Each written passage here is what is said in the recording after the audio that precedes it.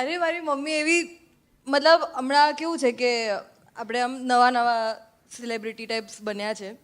ખબર નહીં એવું લોકો કહે છે દરેક આરજે ને એવું જ લાગતું હતું મનમાં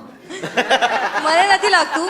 અને આરજે ને તને નહીં આરજે કહું છું તો કેવું છે કે હવે આમ લોકોને એવું લાગે હું હમ્બલ છું પણ ઘરમાં કોઈ મને ફીલ જ નથી થવા દેતું એટલે સપોઝ હવે નવા નવા ફેન્સ આવ્યા હતા બિલ્ડિંગના છોકરાઓ બધા કે અમારે સેલ્ફી લેવી છે તો મારા ઘરની બહાર ઊભા હતા બિચારા તો મમ્મી ત્યાં દરવાજેથી બોલે કે તું પ્રિન્સીની ફેન છે ને वो नीचे से 10 का दही लेके आएगी क्या क्या बात है गजब બહુ ક્રેઝી યાર અલા કસ્ટમરને જ વેન્ડર બનાવી દીધો અમે લોકો ત્યાં કેરી લેવા ગયા હતા તો ત્યાં મમ્મી બોલે કે ये बहुत बड़ी इन्फ्लुएंसर है ये तुम इसको थोड़ा भाव करके तो ये शाउट आउट दे देगी કેરીની પેટી માટે શાઉટ આઉટ લે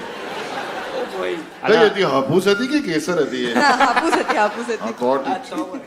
યાર પેલો 54 પર છે પણ એને મા બાપ કેરી નહીં વેચાવતા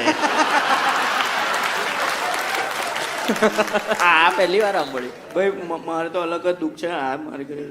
કે હમણાં વચ્ચે પેલું લાસ્ટ યર આપણે ઓલ સ્ટાર શો કર્યો ને તેમાં ઝાકિર ખાન અભિષેક ઉપમન્યુ બધા જોડે લાઇનઅપમાં હું હતો બધાના હાથ મિલાયા અને આમ બહુ મજા આવી બહુ જોરદાર પરફોર્મ કર્યું કિલ મારી દીધું ઘરે ગયો તો મારી પાસે ફ્લશ રિપેર કરાવડાવ્યો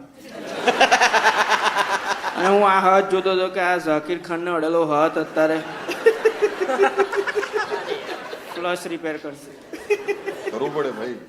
ઘરના આવા બધા અમુક કામ હોય ને એ બાળકોએ જ એટલે ઘરના દીકરાએ જ કરવા પડે